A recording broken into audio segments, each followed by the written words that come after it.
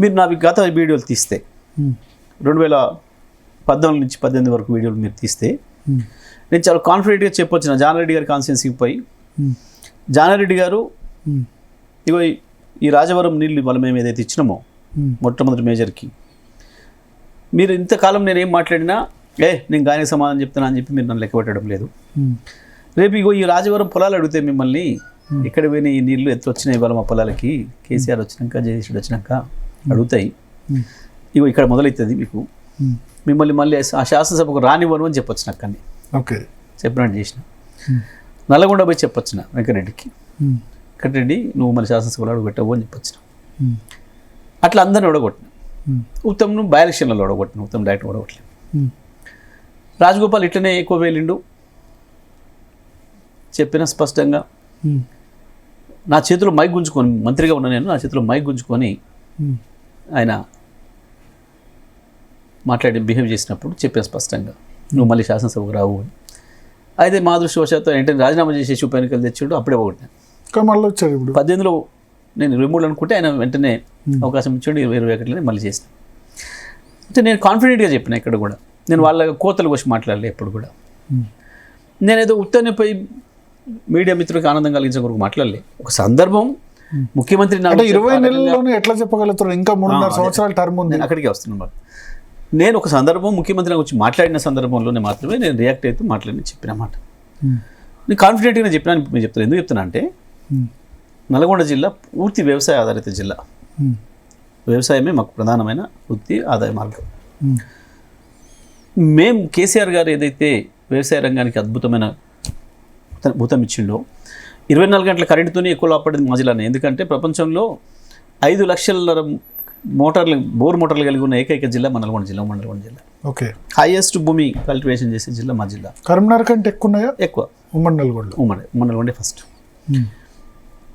ఇంకొక దుర్మార్గమైన పీడ కాంగ్రెస్ పార్టీ తీసుకొచ్చి పెట్టిపోయిన ఫ్లోరిన్ను ఎదుర్కొని ఫ్లోరిన్తో అతి ఎక్కువ నష్టమైన జిల్లా కూడా మా జిల్లా. కేసీఆర్ గారు ముఖ్యమంత్రి అయిన తర్వాత పెట్టిన ప్రత్యేక శ్రద్ధతోని వ్యవసాయ రంగం పైన మంచినీటి రంగం పైన తీసుకున్న శ్రద్ధతోని మిషన్ భగీరథ వల్ల కావచ్చు, మిషన్ కాకతీయ వల్ల కావచ్చు, అత్యంత ఎక్కువ చెరువులు ఉన్న జిల్లా కూడా మా జిల్లానే. కాకతీయులు వరంగల్ వెళ్ళినా వరంగల్ కేంద్రంగా అక్కడ ఎక్కువ అడవి ఉండడం వల్ల కావచ్చు, ఇతర కారణాల చేత హైయెస్ట్ చెరువులు ఉన్న జిల్లా కూడా ఉమ్మడి నల్గొండ జిల్లానే. మిషన్ కాకతీయతో లాభపడ్డది మేమే. మూసి మీద చేసిన కత్వల్లి రిపేర్ చేయడం ద్వారా లాభపడ్డది మేమే. హైయెస్ట్ భూమిని వినియోగంలో తీసుకొచ్చినాం. వ్యవసాయాన్ని ఒక అద్భుతమైన పండగలాగా చేసినాం. ఫ్లోరిన్ ఎరాడికేట్ చేసినాం. జిల్లాను గత 50 సంవత్సరాల కాలంలో వాళ్ళు చేయలేని అభివృద్ధిని అద్భుతంగా చేసి చూపించినాం. అతి తక్కువ వ్యవసాయ ఉత్పత్తి ఉన్న జిల్లా 2014లో కేవలం 3 లక్షల మెట్రిక్ టన్నుల ధాన్యాన్ని ఇచ్చిన జిల్లా 2020కి వచ్చేటప్పటికి 40 లక్షల మెట్రిక్ టన్నుల ధాన్యాన్ని భారతదేశానికి అందించే అన్నపూర్ణగా మార్చింది. ఇంత చేసిన ఒక జగదీష్ రెడ్డి తప్ప ఎందుకు గెలవలేదు చెప్తున్నా. అక్కడికి వస్తున్నాం. ఈ రకంగా వ్యవసాయ రంగాన్ని ఒక అద్భుతమైన పద్ధతుల్లో తీర్చిదిద్దినాం. అదేవిధంగా జిల్లాను 3 జిల్లాలు చేసినాం. 3 మెడికల్ కళాశాలలు తెచ్చినాం. అద్భుతమైన యాదాద్రి పవర్ ప్లాంట్ నిర్మాణం చేసినాం. గ్రీన్ ఇండస్ట్రియల్ పార్కులు ఏర్పాటు చేసినాం చౌటుపల్లి ప్రాంతంలో. ఇవన్నీ కూడా చేసినాం. వ్యవసాయాన్ని పండుగలాగా చేసినాం. ఎడ్యుకేషన్లో విద్యా సంస్థలు అద్భుతంగా 100కు పైగా గురుకుల పాఠశాలను పెట్టి అవి చేసినాం. అయితే మొన్న జరిగిన ఎలక్షన్లో కాంగ్రెస్ పార్టీ ఏదైతే బూటకపు మాటలు చెప్పిందో, బూటకపు హామీలు ఇచ్చిందో, పర్టికులర్గా వ్యవసాయ రంగం పైన వాళ్ళొక పథకం ప్రకారమే కేసీఆర్కి బేస్ రైతులే అని, అందుకే ఈ రైతుల నుంచి కేసీఆర్ని విడదీయాలని చెప్పి చేసిన కుట్రలో భాగంగా వాళ్ళు ఇచ్చిన హామీలు ఏదైతే ఉందో 2 లక్షల రుణమాఫీ కావచ్చు, 15,000 రైతు భరోసా కావచ్చు, ఈ కార్యక్రమాలు ఇవన్నీ కూడా వాళ్ళు అట్రాక్ట్ చేసినాయి ప్రధానంగా రైతాంగాన్ని. నిజమే కేసీఆర్ 10 ఇచ్చిండు కదా, ఇంకొక 5 వస్తాయేమోలే అదనంగా అన్న భావనతో పాపం రైతాంగం అటు మొగ్గారు. 10,000 ఇచ్చేది 15 ఇస్తారేమో వీళ్ళు అని నమ్మి మోసపోయి ఒకసారి ఓట్లు వేసారు. కానీ 18 నెలల కాలంలో 20 నెలల కాలం తేలిపోయింది. రైతు బంధు 30% మందికి కూడా, రైతు రుణమాఫీ 30% మందికి కూడా కాలేదు నల్గొండ జిల్లాలో. మీరు ఏ గ్రామానికన్నా వెళ్ళండి, తీసుకొని రండి రిపోర్ట్. అదేవిధంగా రైతు భరోసా ఇవ్వలే. రైతు బంధును 2 సార్లు ఎగ్గొట్టిండు. రైతు భరోసా ఇస్తా అని చెప్తూ ఇవాళ మళ్ళీ ఎన్నికలు వచ్చినాయి కాబట్టి ఇవాళ ఒక విడత వేసిండు. అది కూడా 12,000 ఇస్తారన్నది 15,000, ఇచ్చింది 12,000 చొప్పున 6,000 ఎకరానికి ఇచ్చిండు. ఇప్పుడు రైతులు స్పష్టంగా మాట్లాడుకుంటున్నారు, ఇవి ఎన్నికల రైతు భరోసా తప్ప ఇంకో భరోసా కాదు, ఇది ఎన్నికల భరోసా, ఇక ఆ తర్వాత ఇయ్యడినా అనే నిర్ణయం కూడా వచ్చింది ప్రజలు. ఇప్పుడు సీఎం రమేష్ సంచలన ఆరోపణ చేశారు, బీఆర్ఎస్ను విలీనం చేస్తాం.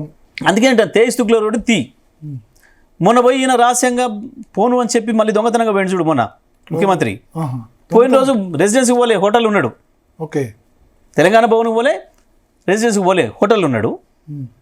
ఆ హోటల్ది కూడా సీసీ ఫుటేజ్ ఆ రోజున కలిసిండా లేదా? ఇప్పుడు దొంగతనంగా అంటే ఎవరు తెలియకుండా పోయినాడు రేవంత్ రెడ్డి. అంతే కదా, ముందు రోజు సాయంత్రం ఏమి ఇచ్చిండు, మీ అందరి పేపర్ లీక్ ఏమి ఇచ్చిండ్రు, ఢిల్లీకి పోతలేం మేమని ఇచ్చారు కదా, సీఎం ఆఫీస్ నుంచి అయితే మీకు పంపారు కదా. మొన్న బనకచర్ల ఇష్యూ కదా చెప్పారు కదా, అంటే ఆ ఎజెండా ఉంటే మేము అటెండ్ కావన్నారు అన్నాడు కదా. తెల్లారి పోయిండు కదా, పోయి మాట్లాడిండు కదా. ఒక విలేకరి ఏం జరిగిందండి బనకచర్ల మీద మీరు అపోజ్ చేసిరా అంటే, ఎజెండా లేదమ్మా ఎట్లా మాట్లాడతారా అని దబాయించిండు కదా, అది కూడా వచ్చింది కదా మీడియాలో. ఏం జరిగింది అవతల? కౌంటర్ పార్ట్ ఆంధ్రప్రదేశ్ మంత్రి ఏం చెప్పిండు, బనకచర్ల మీదనే కమిటీ వేయడానికి తీర్మానం చేసినాం, ఎజెండా కాపీ వచ్చింది. ఎజెండా కాపీలో మొట్టమొదటి అంశమే బనకచర్ల కదా. ఎంత పచ్చబద్ధం చెప్పిండు ముఖ్యమంత్రి, బయటపడిపోయింది కదా. ఇగో ఇప్పుడు దాంట్లో నుంచి బయటపడటానికి ఇది ఒక డ్రామా సృష్టించి ఇది ఒకటి. మీకు ఇంకోటి కూడా చెప్తున్నా, నిజంగా కూడా ఒకవేళ అట్లా చర్చలు జరిగితే ఒక పార్టీ బయట పెడుతుందా? మళ్ళీ అక్కడ ఉంటుంది, ఇయ్యాలి కాకపోతే రేపు ఎందుకు మనిషిని దూరం చేసుకోవాలని భావన ఉంటుంది కదా. నిజంగా జరిగితే కదా, నేను ఏమంటున్నా, నిజంగా జరిగితే మాట్లాడతారా? ఎవరైనా మాట్లాడరు కదా. జరగలేదు కాబట్టే ఒక పథకం ప్రకారం సృష్టిస్తారు. గతంలో కూడా చాలా సందర్భాలు వచ్చినాయి, ఇట్లా చాలా సందర్భాల్లో వచ్చినాయి.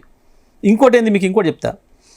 వాస్తవానికి బండి సంజయ్ని తీసేసినాడు కూడా, బండి సంజయ్ని తీయాలని నిర్ణయం తీసుకుని అక్కడ వాళ్ళు ఇక్కడున్న వాళ్ళ ఏజెంట్లకు వాళ్ళ స్లైడర్ హౌస్లకి ముందే సమాచారం ఇచ్చుకొని బండి సంజయ్ని తీస్తున్నాం కానీ కేసీఆర్ కోరిక మేరకు తీస్తున్నామని రాయండి, ఇంత పథకం ప్రకారం. మీరే కారణం అంటారు. అదే చెప్తున్నా నేను, మీతో మ్యాచ్ ఫిక్సింగ్ బీజేపీ. అదే చెప్తున్నా నేను, అందుకని కవితను కూడా అరెస్ట్ చేయలేదు. నేను చెప్తున్నది అది కదా భరత్ అని చెప్పి లీకులు ఇచ్చి, ఎందుకు వాళ్ళు చాలా స్పష్టమైన నిర్ణయం తీసుకొని ఉన్నారు.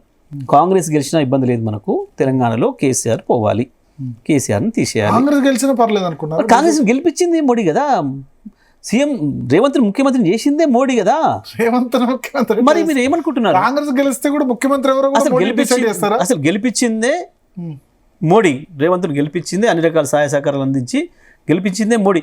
వీళ్ళ వాళ్ళు కదా. అదే చెప్తున్నా, ఇవాళ కాంగ్రెస్ రూపంలో ఉన్న మోడీ ఏజెంటు ఇక్కడ Revanth Reddy, it's very clear. మరి అట్లయితే రాహుల్ గాంధీ ఎందుకు పొగుడుతారు? అందుకే రాహుల్ గాంధీ ఇంటర్వ్యూ ఇస్తలేడు. మొన్న కూడా ఇంటర్వ్యూ ఇవ్వలే, కలవలే. దారముడి పోతుంటే మన ఇట్లా దారముడి పోతుంటే మీ కెమెరామెన్నో లేకపోతే మీ రిపోర్టరో విజేస్తాం కదా, దాని ఫోటో తీసుకొని దాని పెద్ద ప్రచారం చేసుకొని పెట్టుకున్నాడు తప్ప పబ్లిక్ పొగిడాడు. రేవంత్ రెడ్డి టీం అద్భుతంగా చేసింది, అన్నారు. సరే, చాలా పొగుడుతారు, మనకు తెలియదు ఇటువంటి ఏముంటాయో. కానీ అయితే నేను చెప్తుంది ఏంటంటే, చాలా స్పష్టంగా ఒక పథకం ప్రకారం కేసీఆర్ను దెబ్బతీయడం కొరకు మోడీ ఎన్ని ప్లాన్ చేయాలో అన్ని ప్లాన్ చేసుకున్నాడు. మీకు ఇంకోటి కూడా చెప్తున్నా, మీరు తీయండి. ఇప్పటి వరకు 3 సార్లు కొట్టుకపోయింది పోలవరం, దాదాపు 2500 కోట్ల నష్టం జరిగింది అంచనా ప్రకారం. ఎన్డీఎస్ఏ ఒక్కసారి పోయిందా? మేము కాళేశ్వరం పోయినాడు కుంగిందని చెప్పిన రోజు తెల్లవారి వరకు ఎన్డీఎస్ఏ వచ్చింది, మేము పిలవలే. వాస్తవానికి ప్రభుత్వంగా మేము పిలవాలి, మేము అడగాలి. మేము అడగకుండానే ఎన్డీఎస్ఏ వచ్చి కాళేశ్వరం కూడా పోకుండా హైదరాబాద్లో కూర్చొని 2 రోజులలో రిపోర్ట్ రాసినామని చెప్పి ఎన్డీఎస్ఏ రిపోర్ట్ నాకు ఇచ్చింది అని చెప్పి కిషన్ రెడ్డి రిలీజ్ చేసిండు. వాస్తవానికి ఎన్డీఎస్ఏ అనేది అంత పెద్ద ఇన్సిడెంట్ అయింది అనుకుంటే ఎన్ని రోజులు పట్టాలి? అడిగి చూసి రావాలి కదా. ఫస్ట్ ప్రాథమికమైంది కదా, చూడలే ఈయన కూర్చొని 2 రోజులు తయారు చేసి దాన్ని లీకేజ్ ఇచ్చి కేసీఆర్ని ఎట్లా దెబ్బ కొట్టాలి, కేసీఆర్ని ఎట్లా ఖతం చేయాలి ఈ ఎలక్షన్లో ఒక స్కీమ్ ప్రకారం చేశారు. నేను ఇంకోటి కూడా చెప్తాను మీకు. అంతకుముందు మొదలు చంద్రబాబుతో పొత్తు లేనప్పుడు ఆంధ్రప్రదేశ్లో 2018లో ఎంత టైట్ చేసిండు మోడీ చంద్రబాబును. చేజ్ చేసి ₹1 కూడా ఈ నుంచి అటు తీసుకుపోలేని పరిస్థితిని కల్పించి ఖతం చేసిండు.